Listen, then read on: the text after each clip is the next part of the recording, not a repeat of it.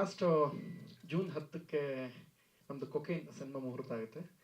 So ಮುಹೂರ್ತ ಆದ next day June 6ನೇ ತಾರೀಕು ಪ್ರಧಾನಮಂತ್ರಿಗಳು ಅದು ಬಿಜೆಪಿ ಗೆದ್ದು 10ನೇ ತಾರೀಕು ಮಧ್ಯಾಹ್ನ ನಮ್ಮ ಮುಹೂರ್ತ ಆಯ್ತು. ಆ ದಿನ ಗೆಲ್ಲಕ್ಕೆ ಮಾಧ್ಯಮದಲ್ಲಿ ಯಾಕೆ ಬರಲ್ಲ, ಪ್ರೆಸ್ ಮೀಟ್ ತುಂಬಾ ದೊಡ್ಡದಾಗೆ ಆಗುತ್ತೆ, ಯಾಕೆ ಬರಲ್ಲ ಅಂದಾಗ ಅಂದ್ರೆ ನಿಮ್ ರಿಲೇಟೆಡ್ ಆಗಿಂದ ನಿಮ್ಗೆ ಹೇಳ್ತೀನಿ ಏನು ಅಂತ. ಪ್ರಥಮ ಇವತ್ತು ಗೌರ್ಮೆಂಟ್ ಓದ್ ತಗೋತಾ ಇದೆ, ಬಹುಶಃ ನಾಳೆಯಿಂದ ಎಲ್ಲ ಸಿನಿಮಾದು ಹೋಗುತ್ತೆ ಅಂತ PR ಹೇಳಿದ್ರು. ಸರಿ 11th ಆಗುತ್ತಲ್ಲ ಅನ್ಕೊಂಡು ನಾನು ಚಂದ್ರಶೇಖರ್ ಸರ್ ಹೇಳಿದ್ರು. ಸೊ ಹೇಳಿದ್ರು ನಾಳೆಯಿಂದ ಎಲ್ಲ ಹೋಗುತ್ತೆ ಅಂತ. ಸೊ 11th ಬೆಳಗ್ಗೆ ನಿಮ್ಗೆ ಗೊತ್ತು ಜೂನ್ 11th ಏನಾಯ್ತು ಅಂತ.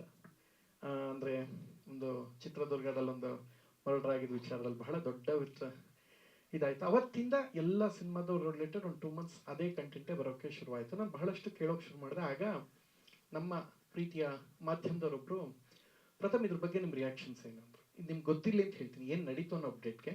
ಅದಕ್ಕೆ ನಾನು ನಾನೇನು ಕೊಡ್ಲಪ್ಪ ರಿಯಾಕ್ಷನ್, ಬಿಡಿ ಅದೆಲ್ಲ ಅಲ್ಲ. ಪ್ರಥಮ ಸಿನಿಮಾ ಪ್ರಮೋಷನ್ ಅಂದ್ರೆ ಬೇಕು, ನಿಮ್ಗೆ ಎಲ್ಲ ಥರನೂ ಬೇಕು, ಇದಕ್ಕೆ ನೀವು ಉತ್ತರ ಕೊಡೋದಕ್ಕೆ ಬೇಡವಾ? ನಾವೇನೋ ಒಂದು ಅಟ್ಲೀಸ್ಟ್ ಒಂದು ವಿಷಯ ನಡೀತಾ ಇದೆ ಅಂದಾಗ ಅದ್ರ ಬಗ್ಗೆ ನೀವು ಬೆಳಕು ಚೆಲ್ಲಬೇಕಾದ ನಿಮ್ಮ ಕರ್ತವ್ಯ ಆಗಿರುತ್ತೆ ಅಂದಾಗ ಓಕೆ ಆಯ್ತು ಕೇಳಿದಾಗ ನಾನು ಬಹಳ ಪ್ರಾಮಾಣಿಕ ಹೇಳಿದೆ.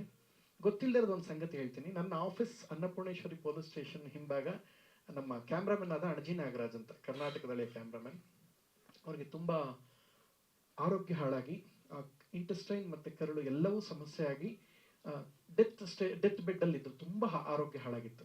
ಆ ಸಮಯದಲ್ಲಿ ಇದೇ ದರ್ಶನ್ ಸರ್ ಬಂದು ಅವ್ರಿಗೆ ದುಡ್ಡು ಕೊಟ್ಟು ಹೋಗಿ ಎಲ್ಲ ನೋಡ್ಕೊಂಡು ಬಹಳ ಪ್ರೀತಿಯಿಂದ ಬಂದ್ರು. ಅದೆಲ್ಲ ಒಳ್ಳೆ ವಿಚಾರವೇ, ಅದು ಯಾರಿಗೂ ಗೊತ್ತಿಲ್ಲ, ಅದೆಲ್ಲ ಮುಗೀತು. ಸೊ ನನ್ನ ಮನೆಯಿಂದ ಅವ್ರು ಯಾವಾಗ ಹೊರಗಡೆ ಹಾಸ್ಪಿಟ್ಲಿಂದ ಬಂದ್ರು, ನಾನು ವಾಪಸ್ ಅವ್ರು ನೋಡೋಣ ಅಂದ್ರೆ ಸ್ಟೇಷನ್ ಹತ್ರ ಒಂದು ಸೆಕ್ಷನ್ 144 ಹಾಕ್ಬಿಟ್ರು ಅನ್ನಪೂರ್ಣೇಶ್ವರಿ ಪೊಲೀಸ್ ಸ್ಟೇಷನ್ ಹತ್ರ. ನಾವು ಹೋಗಕ್ಕೆ ಆಗ್ತಿಲ್ಲ. ಇದೇ ಮಾಧ್ಯಮದಲ್ಲಿ ನಿಮ್ಮಲ್ಲೇ ಒಬ್ರು